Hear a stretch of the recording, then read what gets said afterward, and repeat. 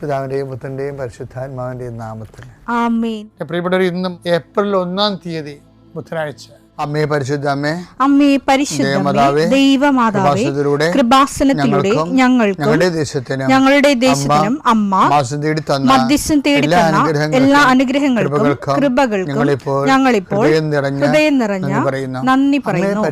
അമ്മേ പരിശുദ്ധമേ, ദൈവമാതാവേ, 2004 ഡിസംബർ 7 ഉച്ചകഴിഞ്ഞ് 2:30 കൃപാസനത്തിൽ സംഭവിച്ച അമ്മയുടെ പ്രത്യക്ഷപ്പെടലിനെ കുറിച്ച് തിരുസഭയ്ക്ക് സമർപ്പിച്ചിരിക്കുന്ന പഠനരേഖകളുടെ മേൽ സഭാത്മകമായ പഠനം ആരംഭിക്കുവാൻ ഞങ്ങൾ പ്രാർത്ഥിക്കുന്നു. അമ്മേ പരിശുദ്ധമേ, ഭൂസ്വർലോകങ്ങളുടെ രാജ്ഞിയായ അങ്ങേയ്ക്ക് ഭൗമസംരക്ഷണത്തിനായി പ്രപഞ്ചപ്രകൃതിയെ തന്നെ തിരുസഭ പ്രതിഷ്ഠിക്കുവാൻ ഈ പ്രത്യക്ഷീകരണം വഴി ഇടയാക്കണമേ. പരിശുദ്ധമേ, ജപമാല മാതാവേ, സകല കൃപാസനം പ്രാർത്ഥനയോടും ചേർത്ത് ഞങ്ങളിപ്പോൾ പ്രാർത്ഥിക്കുന്ന ഈ കുടുംബത്തിന്റെ പ്രത്യേക നിയോഗം പറ മക്കളെ.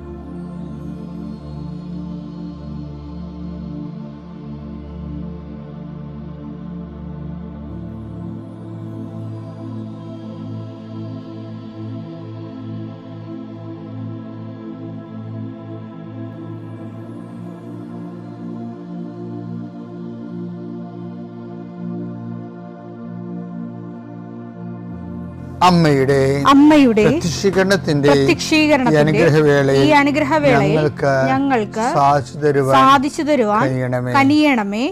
ആമേൻ. വിശ്വാസ പ്രമാണം. സർവശക്തനായ പിതാവും ആകാശത്തിന്റെയും ഭൂമിയുടെയും സൃഷ്ടാവുമായ ദൈവത്തിൽ ഞാൻ വിശ്വസിക്കുന്നു. അവിടുത്തെ ഏകപുത്രനും ഞങ്ങളുടെ കർത്താവുമായ ഈശോമിശിഹായിലും ഞാൻ വിശ്വസിക്കുന്നു. ഈ പുത്രൻ പരിശുദ്ധാത്മാവിനാൽ ഗർഭസ്ഥനായി കന്യകാമറിയത്തിൽ നിന്ന് പിറന്ന് പൊന്തിയോസ് പീലാത്തോസിന്റെ കാലത്ത് പീഡകൾ സഹിച്ച് കുരിശിൽ തറയ്ക്കപ്പെട്ട് മരിച്ച് അടക്കപ്പെട്ട് പാതാളങ്ങളിൽ ഇറങ്ങി മരിച്ചവരുടെ ഇടയിൽ നിന്ന് 3-ാം നാൾ ഉയർത്ത് സ്വർഗത്തിലേക്ക് എഴുന്നള്ളി സർവശക്തിയുള്ള പിതാവായ ദൈവത്തിന്റെ വലതുഭാഗത്തിരിക്കുന്നു. അവിടെ നിന്ന് ജീവിക്കുന്നവരെയും മരിച്ചവരെയും വിധിക്കുവാൻ വരുമെന്നും ഞാൻ വിശ്വസിക്കുന്നു. പരിശുദ്ധാത്മാവിലും ഞാൻ വിശ്വസിക്കുന്നു. വിശുദ്ധ കത്തോലിക്കാ സഭയിലും പുണ്യവാന്മാരുടെ ഐക്യത്തിലും പാപങ്ങളുടെ മോചനത്തിലും ശരീരത്തിന്റെ ഉയർപ്പിലും നിത്യമായ ജീവിതത്തിലും ഞാൻ വിശ്വസിക്കുന്നു. ആമേൻ. സുഖസ്ഥനായ ഞങ്ങളുടെ പിതാവേ, അങ്ങയുടെ നാമം പൂജിതമാകണമേ. അങ്ങയുടെ രാജ്യം വരണമേ. അങ്ങയുടെ തിരുമനസ് സ്വർഗത്തിലെ പോലെ ഭൂമിയിലും ആകണമേ. അന്നു വേണ്ടുന്ന ആഹാരം ഇന്ന് ഞങ്ങൾക്ക് തരണമേ. ഞങ്ങളോട് തെറ്റ് ചെയ്യുന്നവരോട് ഞങ്ങൾ ക്ഷമിക്കുന്നത് പോലെ ഞങ്ങളുടെ തെറ്റുകൾ ഞങ്ങളോടും ക്ഷമിക്കണമേ. ഞങ്ങളെ പ്രലോഭനത്തിൽ ഉൾപ്പെടുത്തരുതേ, തിന്മയിൽ ഞങ്ങൾ രക്ഷിക്കണമേ. ആമേൻ. നന്മ നിറഞ്ഞ മറിയമേ, സ്വസ്തി. കർത്താവ് അങ്ങയുടെ കൂടെ സ്ത്രീകളിൽ അങ്ങ് അനുഗ്രഹിക്കപ്പെട്ടവളാകുന്നു. അങ്ങയുടെ ഉദരത്തിൻ ഫലമായി ഈശോ അനുഗ്രഹിക്കപ്പെട്ടവനാകുന്നു. പരിശുദ്ധ മറിയമേ, തമ്പുരാന്റെ അമ്മേ, പാപികളായ ഞങ്ങൾക്ക് വേണ്ടി ഇപ്പോഴും ഞങ്ങളുടെ മരണസമയത്തും തമ്പുരാനോട് അപേക്ഷിക്കണമേ. ആമേൻ. കർത്താവിന്റെ ഉന്നതമായ നാമത്തിന് സ്വസ്ഥം ചെയ്യുന്നു. കർത്താവിന്റെ വിശുദ്ധ പൗരോഹിത്യത്തെ മഹത്വപ്പെടുത്തണമേ. കർത്താവ് സഭയിലുള്ള സാന്നിധ്യം പ്രകടമാക്കണമേ. 40 വർഷം ഞാൻ അർപ്പിച്ച കൃപാന്റെ യുഗതിയാൽ കൃപാസനത്താറെ ജീവനോടെ പ്രത്യക്ഷപ്പെട്ട മാതാവിന്റെ മധ്യസ്ഥത്താൽ ഞാൻ മക്കളെ ഈശോ നാമത്തെ ആശീർവദിക്കുന്നു. കർത്താവെ, ജോലിയില്ലാത്തവര്, വീടില്ലാത്തവര്, ജീവിതത്തിൽ കലഹങ്ങളും ഭിന്നതകൊണ്ട് പിരിഞ്ഞു താമസിക്കുന്ന ജീവിത പങ്കാളികളെ, കുഞ്ഞുങ്ങളുടെ തെറ്റായ അവസ്ഥകൾ കണ്ട് വിഷമിക്കുന്ന മാതാപിതാക്കന്മാരെ, ശാരീരികമായ രോഗങ്ങളെ അവസരപ്പെടുന്നതും രോഗം ആകുന്നതിന് സമയമെടുക്കുന്നില്ലെന്ന് ഓർത്ത് ഉത്കണ്ഠപ്പെടുന്നവരെയും സമർപ്പിച്ച് പ്രാർത്ഥിക്കുന്നു. ഇന്ന് യാത്ര ചെയ്യുന്നവരെ, ഇന്നത്തെ യാത്രയ്ക്ക് വേണ്ടി വിവിധമായ ഒരുക്കിയിരിക്കുന്ന ലക്ഷ്യങ്ങൾ, കണ്ടുമുട്ടുന്ന വ്യക്തികൾ, സംസാരിക്കുന്ന സംഭാഷണങ്ങൾ, എഴുതുന്ന രേഖകൾ, ഒപ്പിടുന്ന ഡോക്യുമെൻറ്റുകൾ, പങ്കെടുക്കുന്ന ഇൻ്റർവ്യൂകൾ, സെൻഡ് ചെയ്യുന്ന മെസ്സേജുകൾ എല്ലാം കർത്താവിൻ്റെ കൃപയാൽ നിറയപ്പെടാനും നീ ഇന്ന് തിരികെ എത്തുന്ന സമയത്ത് കർത്താവിൻ്റെ കൃപ നിന്നും നിറഞ്ഞു നിന്നുകൊണ്ട് സന്തോഷം വന്ന് ഉറങ്ങുവാനും ഇന്നത്തെ ദിവസം മുൻനിർത്തി നീ കണ്ടുമുട്ടുന്ന ഓരോ നിമിഷങ്ങളെയും, നിൻ്റെ ഓരോ സമയങ്ങളെയും, സന്ദർഭങ്ങളെയും, എല്ലാ സംരംഭങ്ങളെയും പരിശുദ്ധമ്മ ദൈവമാതാവിൻ്റെ മധ്യസ്ഥത്തിൽ രാത്രിയും തിരിച്ചെത്തുന്നവരെ കർത്താവിൻ്റെ നാമത്തിൽ മാതാവിൻ്റെ മധ്യസ്ഥതയിൽ ഞാൻ നിൻ്റെ ജീവിതത്തെയും നിൻ്റെ കുടുംബത്തെയും ഈശോ നാമത്തെ ആശീർവദിക്കുന്നു. എൻ്റെ പ്രിയപ്പെട്ടവരെ, ഞാനേ ആദ്യം ജെറുസലേമിൽ പോയപ്പോൾ എനിക്ക് വല്ലാത്ത അനുഭവമായിരുന്നു. കാര്യം ഞങ്ങൾ ഒലിവ് മലയിൽ നിന്ന് അവിടെ നിന്ന് ഈ പനയോല പോലൊരു സാധനമൊക്കെ അടിച്ച് എടുത്തിട്ട് ഒരു കഴുതക്കുട്ടി ഞാൻ കിട്ടിയായിരുന്നു, വെള്ള നിറത്തിലുള്ള കഴുതക്കുട്ടി. അപ്പോൾ ഞാനും വിജയകുമാർ സാറും വേറെ കുറേ ട്രൂപ്പിലൊക്കെ കുറേ ആൾക്കാരുണ്ട്. ഞങ്ങളെല്ലാവരും കൂടി ഈ കഴുതയും കൊണ്ടാണ് ഒലിവ് മലയിൽ നിന്ന് നമ്മൾ പടിഞ്ഞോട്ട് ഇറങ്ങി. പിന്നെ ഒരു താഴ്വാരത്തിലൂടെ പിന്നെ പടിഞ്ഞോട്ട് കയറിയ പോലെ എനിക്ക് തോന്നിയത്. പടിഞ്ഞോട്ട് കയറുമ്പോൾ ജെറുസലേം ദേവാലയമാണ്, കുറച്ച് നടക്കണം. പക്ഷേ ഈ കുന്നിറങ്ങി വേറെ കുന്നിലോട്ട് കയറുന്ന ഇടയ്ക്കുള്ള ഒരു ബേസൻ പോലെയൊക്കെ സംഭവില്ലേ, അവിടെ തെക്ക് വടക്ക് നെടുനീളത്തിൽ കുറേ കുഴിമാടങ്ങളാണ്. അപ്പോൾ അവിടെ കുഴിമാടത്തിനൊക്കെ എന്നെ രസം വെച്ചാൽ ഇപ്പോൾ ഭയങ്കര തീ പിടിച്ച വിലയാണ്. ഒരു കുഴിമാടത്തിനൊക്കെ 10 ലക്ഷം രൂപയ്ക്ക്. 10 ലക്ഷത്തിനും കിട്ടിയ ഭാഗ്യം. കാര്യം ഈ കർത്താവ് രണ്ടാമത്തെ ഈശോയുടെ വരവ് അവിടെയാണ് ആദ്യം വരണമെന്നുള്ളതാണ് യഹൂദന്മാരുടെ വിശ്വാസം. അതുകൊണ്ടാണ് അവർ ദേവാലയം കിഴക്കോട്ട് തിരിച്ചു വെക്കണമെന്ന് പറഞ്ഞില്ലേ. അതുകൊണ്ടാണ് ഞാൻ അങ്ങനെ പറഞ്ഞത്. ഞങ്ങൾ കിഴക്കുവശത്ത് ഒരു മലയിൽ നിന്നിട്ട് താഴേക്ക് ഇറങ്ങി പടിഞ്ഞോട്ട് കയറി എന്ന് പറയുമ്പോൾ ആ ദേവാലയം കിഴക്കോട്ട് തിരിച്ച് വെച്ചിരിക്കുകയാണ്. അപ്പോൾ ആ കുഴിമാടങ്ങൾ കൊണ്ട് 10,000 കുഴിമാടങ്ങളുണ്ട് അവിടെ. അതാണ്. അപ്പോൾ അവിടെ ഞാൻ ഈ ഓശാന ആയിട്ടാണ് ഇങ്ങനെ ജെറുസലേം ദേവാലയത്തിൻ്റെ കവാടത്തേക്ക് പോകണമെന്നുണ്ടെങ്കിൽ ഞങ്ങളവിടെ നിന്ന് എന്താ കാര്യം വെച്ചാൽ അതാണ് ഹക്കൽ ദാമ എന്ന് പറയുന്നത്. ഹക്കൽ ദാമ നമുക്ക് ആദ്യം മത്തായി 27:3 മുതലുള്ള തിരുവചനങ്ങൾ. അവനെ ഒറ്റിക്കൊടുത്ത യൂദാസ് അവൻ ശിക്ഷയ്ക്ക് വിധിക്കപ്പെട്ടു എന്നറിഞ്ഞപ്പോൾ പശ്ചാത്തപിച്ച് ആ 30 വെള്ളി നാണയങ്ങൾ പ്രധാന പുരോഹിതന്മാരെയും. ഇത് കണ്ടില്ലേ, അത് ശിക്ഷിക്കുമെന്ന് വിചാരിച്ചില്ലെന്നാ എൻ്റെ അർത്ഥം. പക്ഷെ ഒറ്റിക്കൊടുത്താൽ മതി. ശിക്ഷിക്കണയൊക്കെ പിന്നെ ഇത് യൂദാസിന്റെ പരിധിയിലുള്ള കാര്യങ്ങളല്ല. അതാണ് വിഷയം. അവൻ പശ്ചാത്തപിച്ച് ആ 30 വെള്ളി നാണയങ്ങൾ പ്രധാന പുരോഹിതന്മാരെയും പ്രമാണിമാരെയും ഏൽപ്പിച്ചുകൊണ്ട് പറഞ്ഞു, നിഷ്കളങ്ക രക്തത്തെ ഒറ്റിക്കൊടുത്ത് ഞാൻ പാപം ചെയ്തിരിക്കുന്നു. അവർ അവനോട് പറഞ്ഞു, അതിന് ഞങ്ങൾക്കെന്ത്? അത് നിന്റെ കാര്യം. വെള്ളി നാണയങ്ങൾ ദേവാലയത്തിലേക്ക് വലിച്ചെറിഞ്ഞിട്ട് അവൻ പോയി കെട്ടിഞ്ഞാന്ന് ചത്തു. പ്രധാന പുരോഹിതന്മാർ ആ വെള്ളി നാണയങ്ങൾ എടുത്തുകൊണ്ട് പറഞ്ഞു, ഇത് രക്തത്തിന്റെ വിലയാകയാൽ ഭണ്ഡാരത്തിൽ നിക്ഷേപിക്കുന്നത് അനുവദനീയമല്ല. അതുകൊണ്ട് അവർ കൂടി ആലോചിച്ച് ആ പണം കൊടുത്ത് വിദേശീയരെ സംസ്കരിക്കാൻ വേണ്ടി കുശവന്റെ പറമ്പ് വാങ്ങി. അത് ഇന്നും രക്തത്തിന്റെ പറമ്പ് എന്നറിയപ്പെടുന്നു.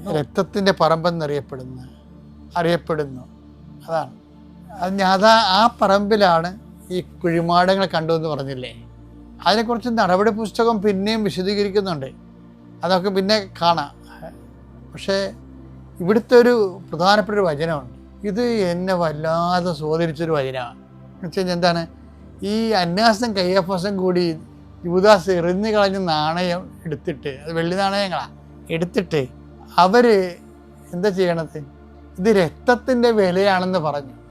കർത്താവിൻ്റെ രക്തത്തിൻ്റെ വിലയാണ്. അതുകൊണ്ട് എന്ത് ചെയ്യണം?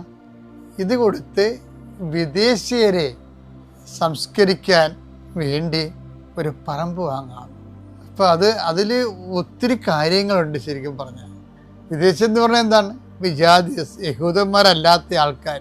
ഇപ്പം കർത്താവിൻ്റെ തിരുരക്തം ചൊരിഞ്ഞതിന് യഹൂദര് അല്ലാത്ത ആൾക്കാരും ആ കർത്താവ് നേടിയെടുത്ത രക്ഷയുടെ ഭാഗഭാക്കുകളാകുന്നുണ്ട്. വിദേശീയരെന്നാണ് പറയണമെന്നുണ്ടെങ്കിലും വിജാതിരെന്നാണ് ശരിക്കും പറഞ്ഞാൽ വരുന്നത്. അപ്പോഴേ ഈശോ മംഗളവാർത്ത സമയത്ത് ഈശോയെക്കുറിച്ച് പറഞ്ഞെന്താണ്? അവൻ തൻ്റെ ജനങ്ങളെ അവരുടെ പാപങ്ങളിൽ നിന്ന് മോചിക്കും. പക്ഷേ ആ പാപങ്ങളിൽ നിന്ന് മോചിക്കുമ്പോൾ അതിൻ്റെ ഇഫക്റ്റ് എങ്ങനെയാണ്? സകല ജനങ്ങൾക്കും വേണ്ടിയാണത്. സന്തോഷത്തിൻ്റെ സദ്വാർത്തയായിട്ടാണ് അതിൻ്റെ പാപമോചനം വരണത്. അപ്പോൾ അതിനകത്ത് സ്വജാതിരും പെടും, വിജാതിരും വരും, സ്വദേശീയരും വിദേശീയരും ഉണ്ടാകും. അപ്പം അറിഞ്ഞും അറിയാതെയൊക്കെ സുവിശേഷം വ്യാപകമായ രീതിയിൽ ആഗോളപരമായിട്ട് ജന്മാന്തരങ്ങളിലൂടെയുള്ള കർത്താവിൻ്റെ രക്ഷയെ വളരെ നിശബ്ദവും എന്നാൽ വളരെ ശബ്ദമുഖരിതമായിട്ടും രക്ഷയെ പ്രഖ്യാപിക്കുന്നുണ്ട്. ഇനി രസമെന്ന് വെച്ച് കഴിഞ്ഞാൽ അതുകൊണ്ട് തന്നെ ഈ ദിവസങ്ങളിൽ സഭ അക്രൈസ്തവർക്ക് വേണ്ടി പ്രാർത്ഥിക്കും. ഇത് വെള്ളിയാഴ്ച നമ്മൾ കുരിശാരോഹണത്തിന് മുമ്പ് സഭ അക്രൈസ്തവർക്ക് വേണ്ടി പ്രാർത്ഥിക്കും. പിന്നെ ദൈവവിശ്വാസം ഇല്ലാത്തവർക്ക് വേണ്ടി പ്രാർത്ഥിക്കും. അതിൻ്റെ കാരണം എന്താ വെച്ച് കഴിഞ്ഞാൽ എല്ലാവരും അറിഞ്ഞും അറിയാതെയും ഒക്കെ ഈ രക്ഷയുടെ പരിധിയിലാണ് ഉള്ളത്. അപ്പോൾ എല്ലാവരും രക്ഷപ്പെടണമെന്നും സത്യമാർഗം സ്വീകരിക്കണമെന്നും ദൈവം ആഗ്രഹിക്കുന്നു എന്നുള്ള ആദിമസഭയുടെ വിശ്വാസമാണ്, അനുഭവ വിശ്വാസം. അതുകൊണ്ട് തന്നെ നമ്മൾ ഈ ദിവസങ്ങളിൽ നിങ്ങളുടെ പാപങ്ങളെ കോൺസെൻട്രേറ്റ് ചെയ്യുമ്പോൾ തന്നെ അതുപോലെ തന്നെ മറ്റുള്ളവർ വിശ്വാസത്തിലേക്ക് വരാൻ വേണ്ടിയായിരിക്കണം ഈ വിശുദ്ധ വാരത്തിൽ നമ്മൾ എല്ലാവരും നമ്മൾ ചെയ്യുന്ന എല്ലാ ക്രിസ്തുവിൻ്റെ വഴികൾ, പള്ളികളിലുള്ള കബറിടങ്ങളിലുള്ള പ്രാർത്ഥനകൾ, അതുപോലെ തന്നെ കുരിശുമുത്തൽ, കുരിശാരാധനം, ഇങ്ങനെയുള്ള എല്ലാ സംഭവവും, ദിവ്യകാരുണ്യ സ്വീകരണം, ദിവ്യകാരുണ്യ ആരാധന, ഇതെല്ലാം മറ്റുള്ളവർ കൂടി വിശ്വാസം സ്വീകരിക്കാൻ, കർത്താവിനെ രക്ഷകനായിട്ട് സ്വീകരിക്കാൻ, ഒരു മതം മാറുക എന്നല്ല പറയാൻ ഉദ്ദേശിക്കുന്നത്. മറിച്ച് മനസ്സുകൊണ്ട് ഈശോവിനെ രക്ഷകനായിട്ട് സ്വീകരിക്കാൻ പറ്റും. മറ്റു മാർഗങ്ങളില്ല എന്നുണ്ടെങ്കിൽ ഓരോരുത്തരുടെ വിശ്വാസം ദൈവമല്ലേ കാണുന്നത്. പക്ഷേ ക്രിസ്തുവിൽ വിശ്വസിക്കുന്നവർ എല്ലാ തിന്മകളിൽ നിന്നും സന്ധിയില്ലാത്ത രീതി സന്ധി ചെയ്യാതെ സുവിശേഷ ചൈതന്യം ഉൾക്കൊണ്ട് ക്രിസ്തുനാമത്തിൽ സാക്ഷിയായിട്ട് ജീവിക്കാൻ ഇടയാക്കണം. അപ്പം ദൈവസ്നേഹവും ഏറ്റവും കൂടുതൽ ഒരു വിശ്വാസിക്ക് ഉൽപ്പാദിപ്പിക്കപ്പെടുന്ന ഒരു കാലയളവാണ് വിശുദ്ധ വാരം. പക്ഷേ നിങ്ങളതെല്ലാം മറ്റുള്ള മനുഷ്യരെ വിശ്വാസം സ്വീകരിക്കാൻ, അത് ഏറ്റവും വലിയ വിഷയം നമ്മൾ തന്നെ നമുക്കത് മനസ്സിലാവാത്തതിൻ്റെ കാരണം ചിലർ ഇപ്പം മറ്റുള്ളൊരു വിശ്വാസം ഇപ്പം നമ്മൾ തന്നെ ഗതികേട് കൊണ്ട് ഈ വിശ്വാസം സ്വീകരിച്ച് ചില ആൾക്കാർ ഗതികെട്ട് നടക്കണില്ലേ? വിശ്വാസം ജീവിക്കാത്തത് കൊണ്ടാണ്. അവർ വിശ്വാസം ജീവിക്കണില്ല. അവർക്കൊരു വിശ്വാസം ഉണ്ട്, പക്ഷെ അത് വിശ്വാസം ജീവിക്കാത്തത് കൊണ്ട് അവർക്ക് വിശ്വാസം കൊടുക്കാനുള്ള കൃപയില്ല. അതുകൊണ്ടാണ് നിങ്ങൾ മറ്റുള്ളവർക്ക് വേണ്ടി വിശ്വാസം കൊടുക്കാൻ വേണ്ടി ഒന്നും ചെയ്യാത്തതിൻ്റെ കാരണം. മറ്റുള്ളവർ വിശ്വാസം കൊടുക്കാൻ വേണ്ടി ഒന്നും ചെയ്യണില്ലല്ല. കേരള സഭയാണെങ്കിലും ഭയങ്കരമായ രീതിയിൽ പ്രാർത്ഥനയും ധ്യാനങ്ങളൊക്കെ നടക്കുന്നുണ്ടെങ്കിലും actually what they are doing to transfer the faith, എന്താണ് കോൺക്രീറ്റായിട്ട് അവർ ചെയ്യണമെന്ന് ചോദിച്ചു കഴിഞ്ഞാൽ നമുക്ക് വലുതായിട്ടൊന്നും ചെയ്യാൻ ഇല്ല. ശരിക്കും പറഞ്ഞു ഉടമ്പടി എടുത്ത ആൾക്കാർ ചെയ്യുന്നുണ്ട്, ആ വിശ്വാസം കൈമാറുന്നത് കറക്റ്റായിട്ട് കൈന്ന് മാറും. അപ്പം ഉടമ്പടി എടുത്തവർ അത് ഉറച്ചു നിൽക്കുകയും മറ്റുള്ളവരെ തങ്ങളുടെ വിശ്വാസം കൈമാറാൻ വേണ്ടി വിശുദ്ധ വാരം ഉപയോഗിക്കണമെന്ന് പ്രത്യേകം ഓർപ്പിക്കുന്നു. ദൈവം നിങ്ങളെ അനുഗ്രഹിക്കട്ടെ. പുത്രൻ്റെയും പരിശുദ്ധാത്മാവിൻ്റെ നാമത്തിൽ.